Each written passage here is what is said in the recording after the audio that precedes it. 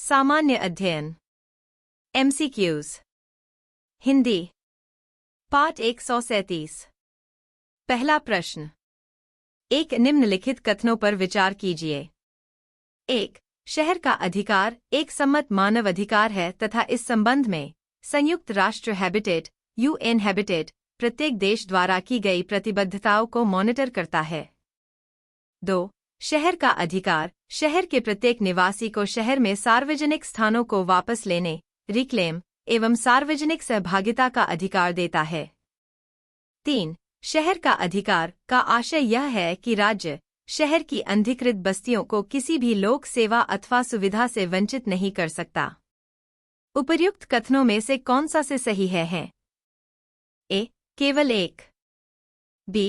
केवल 3, सी. 1 और 2, डी. 2 और 3। इस प्रश्न का उत्तर है सी।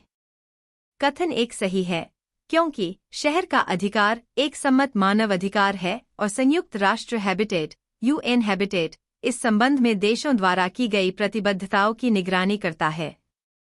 कथन 2 भी सही है क्योंकि शहर का अधिकार शहर के प्रत्येक निवासी को सार्वजनिक स्थानों को वापस लेने और सार्वजनिक सहभागिता का अधिकार प्रदान करता है। कथन 3 गलत है क्योंकि यह अधिकार अनधिकृत बस्तियों को लोक सेवाओं से वंचित करने की रोकथाम से संबंधित नहीं है। अगला प्रश्न 2. भारत के संदर्भ में निम्नलिखित कथनों पर विचार कीजिए।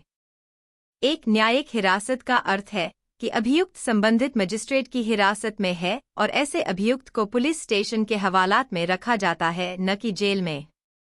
2. न्यायिक हिरासत के दौरान मामले के प्रभारी पुलिस अधिकारी न्यायालय की अनुमति के बिना संदिग्ध व्यक्ति से पूछताछ नहीं कर सकते।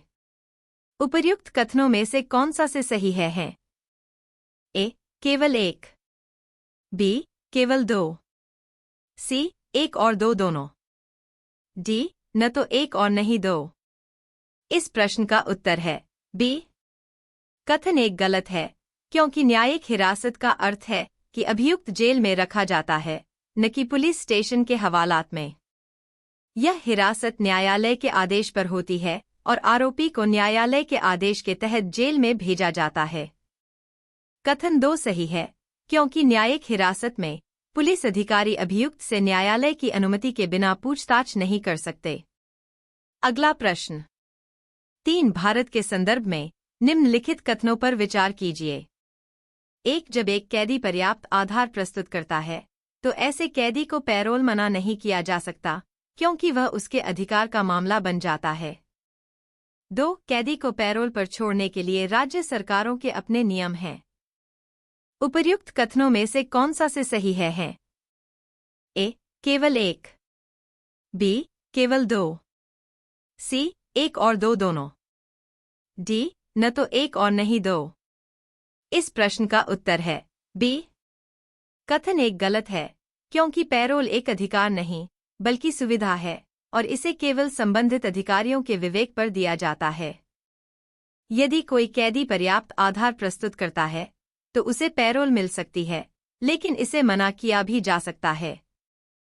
कथन 2 सही है क्योंकि कैदी को पैरोल पर छोड़ने के लिए राज्य सरकारों के अपने नियम होते हैं जो प्रत्येक राज्य द्वारा निर्धारित किए जाते हैं। अगला प्रश्न 4. राष्ट्रीय स्तर पर अनुसूचित जनजाति और अन्य पारंपरिक वन निवासी वन अधिकारों की मान्यता अधिनियम 2006 के प्रभावी कार्यान्वयन को सुनिश्चित करने के लिए कौन सा मंत्रालय केंद्रक अभिकरण नोडल एजेंसी है? ए. पर्यावरण वन और जलवायु परिवर्तन मंत्रालय, बी. पंचायती राज मंत्रालय, सी. ग्रामीण विकास मंत्रालय, डी. जनजातीय कार्य मंत्रालय। इस प्रश्न का उत्तर है डी। अनुसूचित जनजाति और अन्य पारंपरिक वन निवासी वन अधिकारों की मान्यता अधिनियम 2006 के प्रभावी कार्यान्वयन को सुनिश्चित करने के लिए जनजातीय कार्य मंत्रालय मिनिस्ट्री ऑफ ट्राइबल अफेयर्स केंद्रक अभिकरण नोडल एजेंसी है। इस मंत्रालय का कार्य अनुसूचित जनजातियों और अन्य पारंपरिक वन निवासियों के अधिकारों की रक्षा और उन्हें वन भूमि पर अधिकार देने के लिए आवश्यक प्रक्रिया को लागू करना है। अगला प्रश्न 5. कानून को लागू करने के मामले में कोई विधान जो किसी कार्यपालक अथवा प्रशासनिक प्राधिकारी को अनिर्देशित एवं अनियंत्रित विवेकाधिकार देता है, भारत के संविधान के निम्नलिखित अनुच्छेदों में से किसका उल्लंघन करता है? ए. अनुच्छेद 14, बी. अनुच्छेद 28, सी. अनुच्छेद 32, डी. अनुच्छेद 44। इस प्रश्न का उत्तर है ए. कानून को लागू करने के मामले में कोई विधान जो कार्यपालक अथवा प्रशासनिक प्राधिकारी को अनिर्देशित और अनियंत्रित विवेकाधिकार देता है, वह अनुच्छेद 14 का उल्लंघन करता है। अनुच्छेद 14 समानता का अधिकार प्रदान करता है, जो यह सुनिश्चित करता है कि सभी व्यक्तियों के साथ समान व्यवहार किया जाए और किसी भी व्यक्ति को बिना उचित कारण भेदभाव का शिकार नहीं होना चाहिए। यदि प्रशासनिक प्राधिकारी को अनियंत्रित विवेकाधिकार दिया जाता है, तो यह समानता के अधिकार का उल्लंघन करता है। अगला प्रश्न 6. भारतीय राज्य व्यवस्था में निम्नलिखित में से कौन सी अनिवार्य विशेषता है जो यह दर्शाती है कि उसका स्वरूप संघीय है? ए. न्यायपालिका की स्वतंत्रता सुरक्षित है। बी. संघ की विधायिका में संघटक इकाइयों के निर्वाचित प्रतिनिधि होते हैं। सी. केंद्रीय मंत्रिमंडल में क्षेत्रीय पार्टियों के निर्वाचित प्रतिनिधि हो सकते हैं। डी. मूल अधिकार न्यायालयों द्वारा प्रवर्तनीय हैं। इस प्रश्न का उत्तर है ए.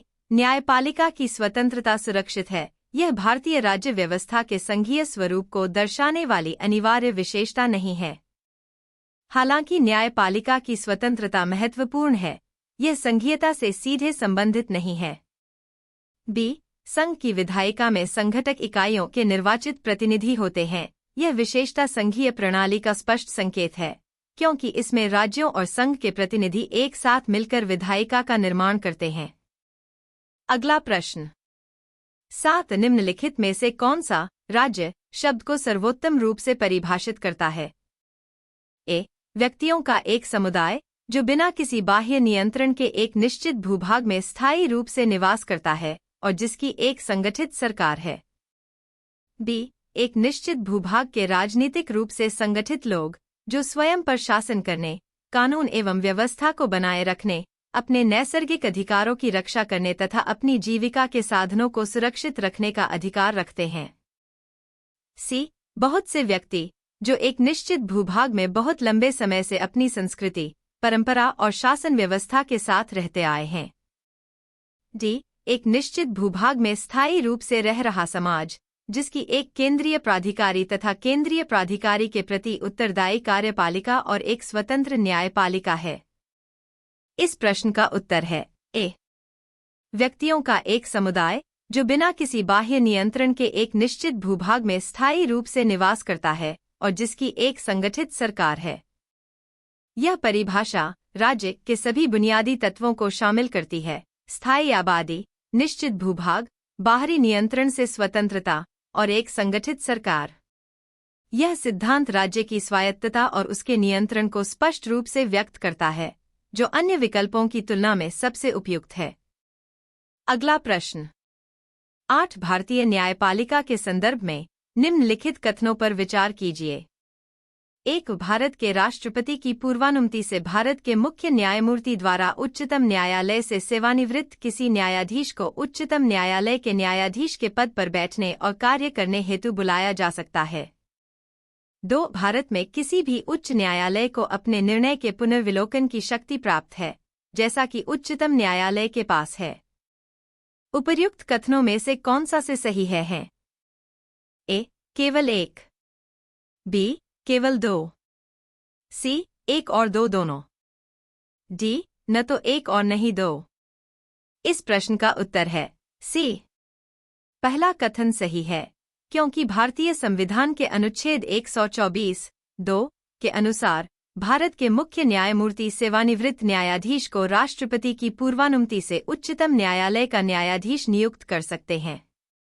दूसरा कथन भी सही है, क्योंकि उच्च न्यायालयों को अपने निर्णयों का पुनर्विलोकन करने का अधिकार होता है, जैसे कि उच्चतम न्यायालय के पास है।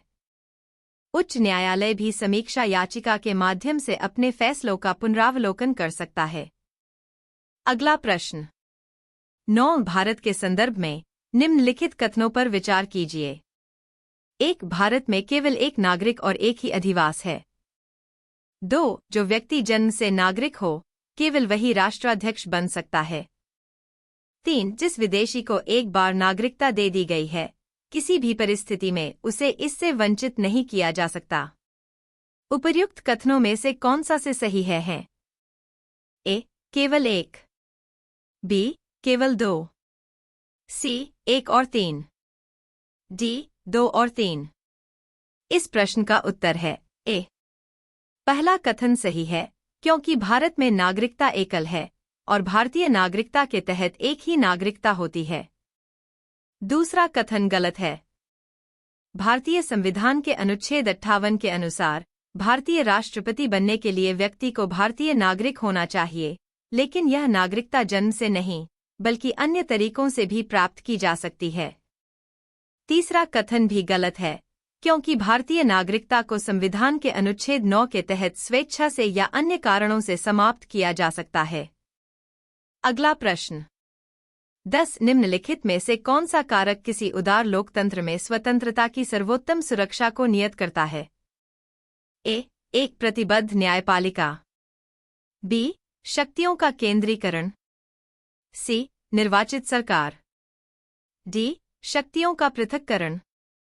इस प्रश्न का उत्तर है डी। उदार लोकतंत्र में स्वतंत्रता की सर्वोत्तम सुरक्षा शक्ति के पृथक्करण से होती है। जब विधायिका, कार्यपालिका और न्यायपालिका की शक्तियां अलग अलग होती हैं, तो कोई भी एक संस्था या व्यक्ति अत्यधिक शक्ति का दुरुपयोग नहीं कर सकता। यह सुनिश्चित करता है कि सरकार का नियंत्रण संतुलित और जवाबदेह हो, जिससे नागरिकों की स्वतंत्रता और अधिकारों की रक्षा होती है। शक्तियों का पृथक्करण लोकतंत्र में शासन की पारदर्शिता और निष्पक्षता को बनाए रखता है।